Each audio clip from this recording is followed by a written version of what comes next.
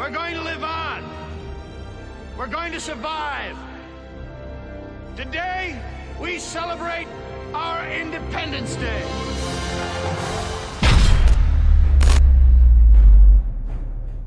Holla ballers, what's going on? It's Preacher. The project is done. We have finished. We managed to get that ahead of the curve in the entire Pug world just before the end of the reset. I intentionally waited till Tuesday for the final push. That's when people want to get things finished. Tuesday is the reset night for the EU. It's Monday for the US, where people just want to get everything out of the way. So you're more likely, with a slightly lower item level than what's generally asked for, able to get in there. And we managed to defeat Argus on Heroic. We had ahead of the curve. It took us 13 days of game time. It took 3 days, 8 hours and 16 minutes of playtime to achieve this. That's where we got to. I'm going to do a time breakdown for you shortly, because this wasn't a speed run by any means. There was huge amounts of downtime, lots of time where I was AFK, not waiting for groups to fill up and things like that. Lots of AFK time where I just left it running and went and did other things, mainly out of frustration in a lot of occasions, or going spending time with my kids, or chit-chatting in the office, things like that. So it wasn't a speed run, but that's how long it took. Now, before we get into the actual getting the curve achievement, which was really good, we went into this experiment with a simple premise. As somebody who gives out a lot of advice on World of Warcraft regularly, daily in fact, through a whole host of different means, I haven't actually lived in the Pug world properly since vanilla. I've been guilded and been in competent guilds since that point. So when we see, and you guys see every day, is forum threads and whining and complaining that the game is ruined, it's nobody can get anything done, people asking for curve, it's impossible for me to get it. All these things are impossible. Impossible is a word. Ridiculous is thrown around a huge amount. Are these, in fact, as many people say, complainers, whiners? Are they the bad players? Is it impossible to do these things? How hard is it actually? Without doing it myself, I have no idea. A lot of people saw it as a new player experience, which would obviously be impossible. I can't unlearn the things I know about this game. So a lot of the new player references we looked at are things that stood out to me as, like, if I was a new player and I didn't know the things I know, how would I deal with this situation that I've been presented with? Those are all the kind of ideas on new players we were talking about. It's like, well, if I was a new player, what would I know to do with these things that we talked about in video 1? Let's talk about our time breakdown then of things, because it's really interesting. Some crazy numbers for you here. So the first 6 hours were the easy stuff, the foundation. Right, the foundation, which was unlocking all of Argus, getting our emissary quests, and beginning one of the most tedious time gating situations I think at this point in Legion still exists, which was the class hall stuff in order to equip 2 legendaries. Blizzard is well aware of the item level situation going on in the game right now, and 2 legendary 1000 item level items is a very big deal to inflate your score, right? Especially in a world where most people already have that. So that was a big deal and took an inordinate amount of time. So a huge makeup of this 3 days, 8 hours is not only doing the initial 6 hours of unlocking everything, but also maintaining that process, doing emissary quests every day, clearing a lot of every single Argus world quest in order to get resources, things like that, get extra followers in order to maintain this tick over, this time gating system, and earn the amount of resources and stuff we needed in order to actually unlock the double legendary equip. That was a big time that we were waiting. I think it takes 6 or 7 days to actually do that. So without that, we were kind of stuck. We were very, very stuck. So looking at the numbers then after that, where we hit the actual gearing challenge. In our first reset, we managed to get Mythic 15 and normal Argus killed. And we basically ended up at around 935 item level, and this is when we started the gearing process, because we've achieved a fair amount. We made our own Mythic Plus dungeons, and all the more detailed histories in the previous videos for those. This is where the actual gearing started. Getting up so we could actually get into the ahead of the curve is the biggest grind that I had to undertake in this game, doing this process of pugging. So many more rules were thrust upon me by the community. One, of course, was do it as a DPS class, which we picked randomly as the Warlock. A lot of people saw that as an out, but as you've seen in every video I've done, I was neither brought to dungeons for being a Warlock for any reason. I was never the only Warlock there, unless the Warlocks left afterwards, but it certainly wasn't why I was invited. So in total at this point, we did 11 hours and 40 minutes of Mythic Plus. 11 hours and 40 minutes. In total from start to finish, there was 22 Mythic Pluses completed. That doesn't mean done in the time, by the way. Actually finished and killed the last boss. The armory for this character is linked below, so you can check all this stuff out. 11 hours and 40 minutes and some change of Mythic Plus done.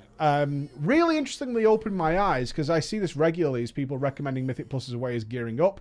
Mythic Plus actually turned out to be the worst way of gearing up. It's the pure lottery of it. If you're not doing Mythic Plus and significantly skewing the odds in your favor, so that would mean running with a group of organized people who are wearing a similar armor type, and therefore they can funnel gear to you, and you can get the dungeons run extremely quickly. If you are doing them in the Pug world, where people actually need gear, the likelihood is if something good does drop, they're not going to trade it, because they need the gear as much as you do. Statistically, Mythic Plus farming, this is farming Mythic Plus, works out at 0.08 item levels per hour. 0.08 item levels per hour. Mathematically, that's what it came out to be. And that includes the time of forming the groups, let alone doing the dungeons. You can't do anything else. This is your Mythic Plus experience, is forming the groups. That number may be even worse if you're just trying to join pugs and you're hoping and praying and maybe even ending up in lower pugs than what actually reward you with an upgrade, right? So once you're looking for 940 gear and stuff, you want to be doing 15s. So that's extremely difficult if you don't have a high rated.io score, if you haven't got vast experience and already do not have a large item level. So often people are doing lower Mythic Plus and hoping for a Titan Forge of some sort, which again would make the number even lower than what it already is. You can get lucky, of course, and get a couple of drops per dungeon, but overall for us in this experience, it was 0.08 item levels per hour for actually doing Mythic Plus dungeons. But you're going to say, what about the Mythic Cash? And you're absolutely right, because there is this dividend that comes at the end. Now, Welfare Epics is a name that gets thrown around a lot. I've changed my mind on that. In fact, the suffering and judgment I went through, I think the Mythic Plus Cash is actually a fine reward. Is the item level too high? I'll let you guys be the judge of that. I don't particularly care. But the Mythic Plus Cash, based on the low statistical chance of you actually getting good items out of Pug Mythic Plus, I think is actually a just reward.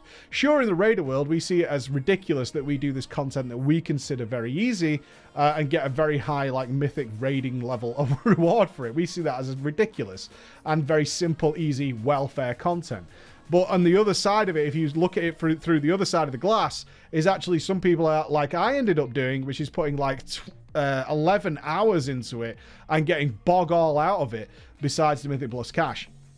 So in total, we got 2 Mythic Plus caches for this character, which bumped the numbers up to 0.69 item levels per hour. That's not super terrible, and in fact, if we'd have just... this number is actually going to change significantly if you think about it, because going forward, we should be able to get our 15 done easier, which means less time investment. And if we wanted to just do like I did this reset, which is I only did 2 Mythic Pluses this reset. One was a 14 and one was a 15, and I was done, and I would get my reward at the end of the week. This number is going to go up and up and up and up to actually be the best source of gear for the Pug world. However, at a certain point, obviously, as you can think about it, as you have less and less opportunity to fill your slots with 960 items and you start getting more and more duplicate items, that's going to eventually cut off and stop. Like Raiders' experience now is we open the Mythic Plus Cache, and it's generally useless. Even though it's a very high item level item in relatives to the game, it's very useless to us. So one thing I would definitely recommend is trying to get a 15 done, get into that world. That is going to be your best source of gear if you're into this thing. So yeah, 0.69 item levels per hour if you include the caches that we got, and that number would go up over time and then suddenly it would probably hit a lock. Raiding then. So there was a total of 2 full LFR clears, 2 normal mode clears, 2 full normal mode clears. Heroic, though, not so good on the heroic side of things. There are several heroic bosses I just didn't end up killing. Simple as that. I didn't end up killing them. So Ionar heroic remains unkilled for this character. Imonar remains unkilled. Kingaroth remains unkilled. And Varimathras remains unkilled. A little bit of a shame, but not exactly much I could do about that. So there were 9 heroic boss kills in total, including some duplicates because I kept having to join pugs and re-kill Garrothi Worldbreaker in order to get going in the dungeon, which wasn't a big deal because most pugs that I joined died at the Fellhounds, which was annoying because I kept having to kill Kingaroth and then go back in. I think I killed Kingaroth 4 times, something along those lines, 3 or 4 times. You can check the armory and see. Raiding, how did that work out? That was pretty bad as well. It was 0.36 item levels per hour. In total, there were 14 hours and 50 minutes of raiding done on this character. And 90% of that was not doing a damn thing. Yes, 90% of that 14 hours, nearly 15 hours I spent in a raid environment were pointless. I was sat watching TV, watching Netflix, watching YouTube, doing something like that. An utterly dismal, awful experience that rewarded 0.36 item levels per hour. I want to point out that of the 5 item levels I gained via raiding, 2 of them were given to me by somebody else who didn't need something. I won the roll on it, not from drops. Personal loot is actually a horrifically low rewarding system. Some people seem to think it's very beneficial, and I think it's beneficial because it's yours. You don't have to beg and trade and plead for it. That's what the impression I'm getting from this. But from actually experiencing it, it was extremely, extremely low chance of getting anything. And most of the time, you were hoping somebody would put something up for trade, or they don't need, and then winning a roll on top of that. So RNG on top of RNG. Coin rolls go into that boat as well. You're just kind of hoping and praying that something happens. Because I was stuck at 943 item level for an extremely long period of time. We're talking going from 935 to 939 took a full reset. A full reset. Doing everything I could possibly do. Getting 4 item levels took an entire reset. The Mythic Plus Cachet pushed us up to 943, and then I was stuck there again up until yesterday when I managed to get a trinket from Heroic High Command. Very sad experience. Other than that, I received nothing. Absolutely nothing at all whatsoever. So that's what bumped us up to 946. The character right now is 949. We opened the last cachet, which we didn't need, this morning, which gave us 949 with a 960 cachet.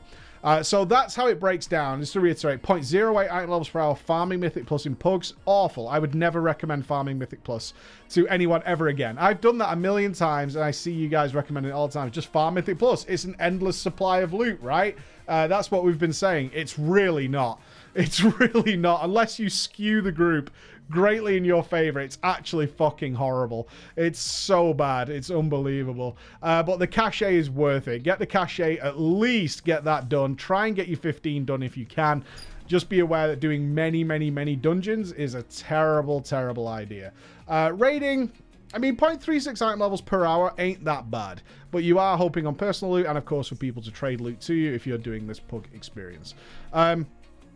Now then, I've spoken at length about how frustrating and horrible this experience is. Does that mean that I think that you should never do this? I think that's entirely your choice. Personally, for me, if you desperately don't want to be a part of a guild or a social group and you want to be in the pug world in this lone wolf environment, that's up to you. That's no business of mine. But I will say I believe, and I truly, truly believe this, you are giving yourself the absolute worst World of Warcraft experience you can possibly have. Like, why you would do it, I don't understand it. It's frustrating, it's slow, it's tedious. It makes no sense to me why chasing this power gain and strength. I've seen a lot of people argue this, is people just want stronger characters.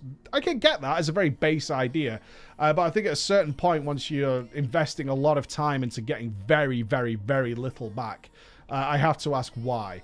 Some things I definitely understand now, which I know will annoy probably Andy, who's sat across the room from me right now.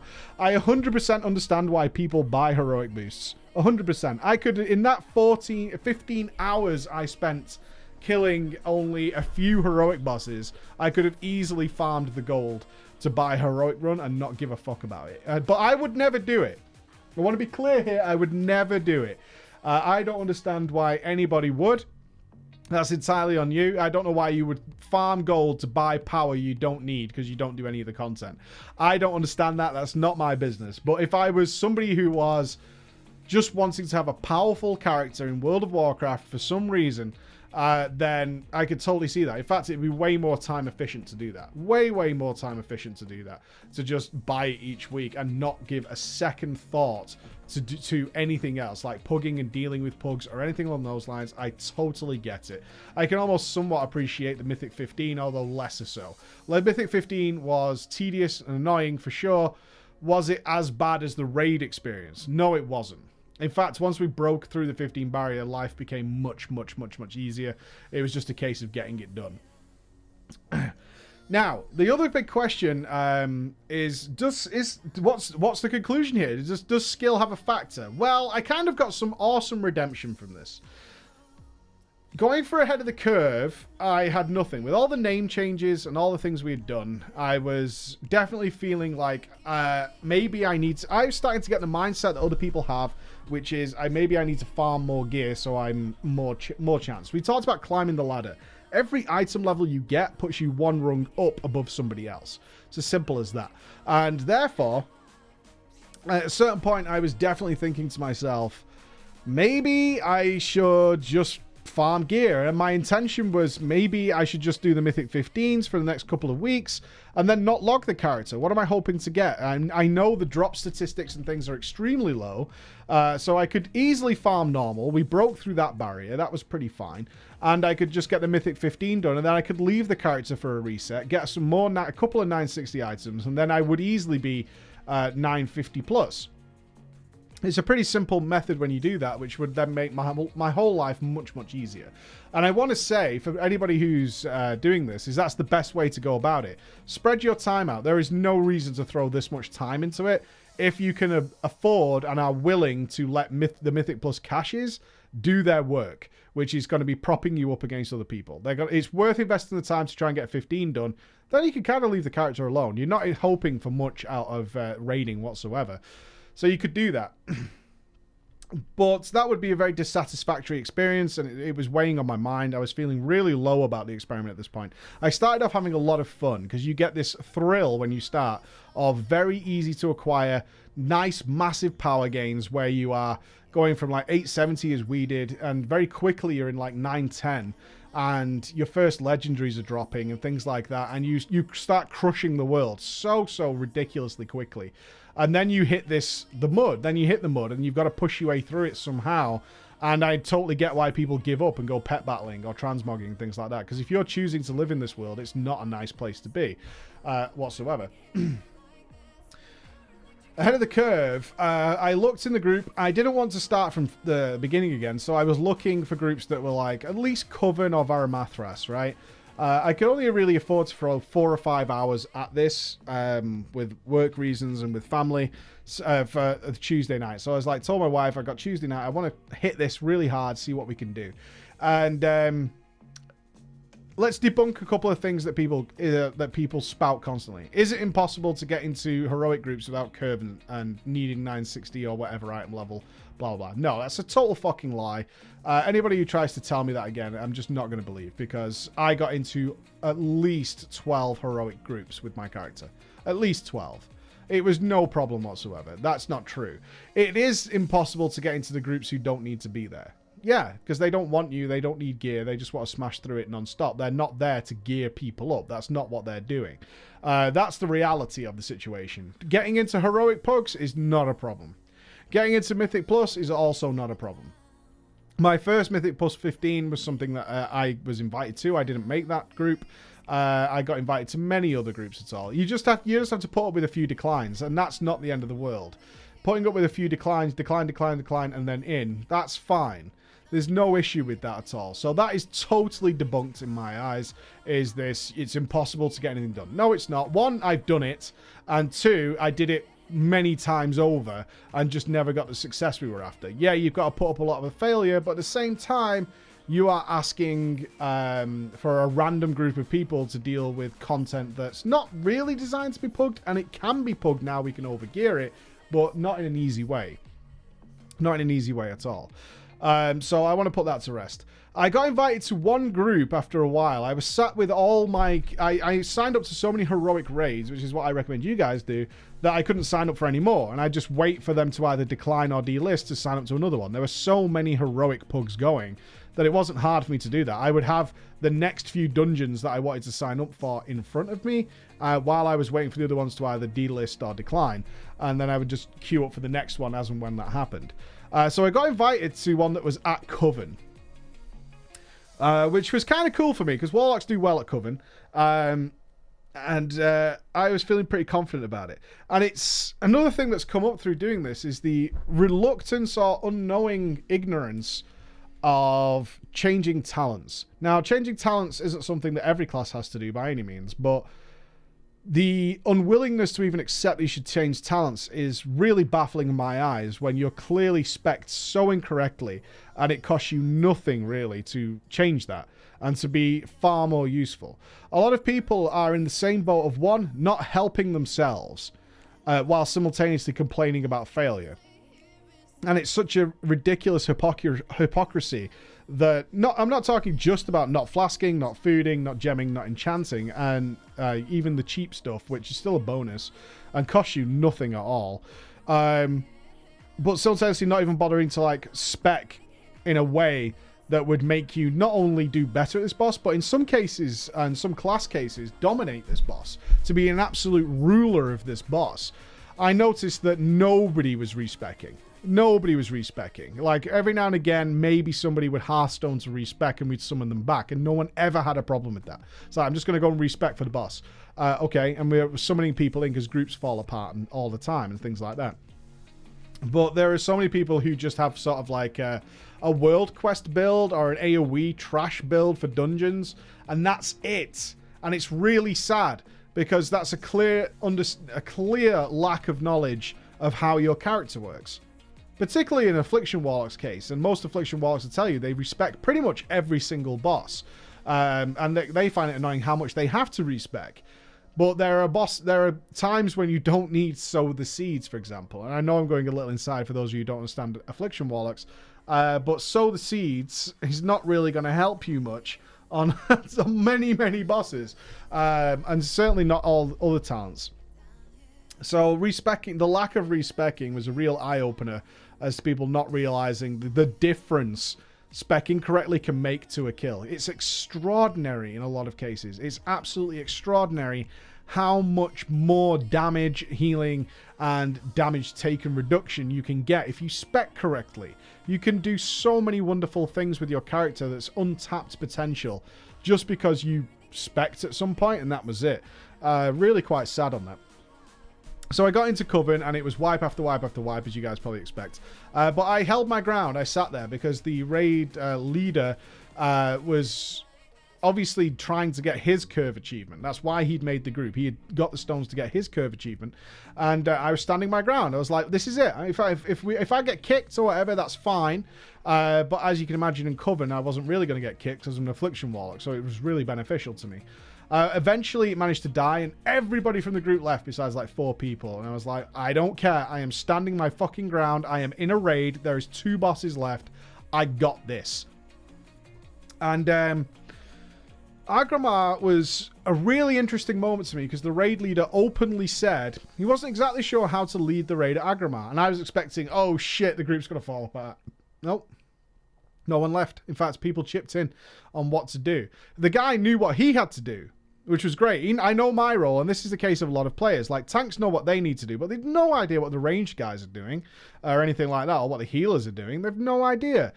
Similar for all other roles. Most of you could probably tell me what you need to do in a certain fight, but if I ask you to raid lead it and tell everybody what they need to do, very difficult. And when that door opened, of course I walked in. I was like, okay, well, we need markers. We need 6 markers around.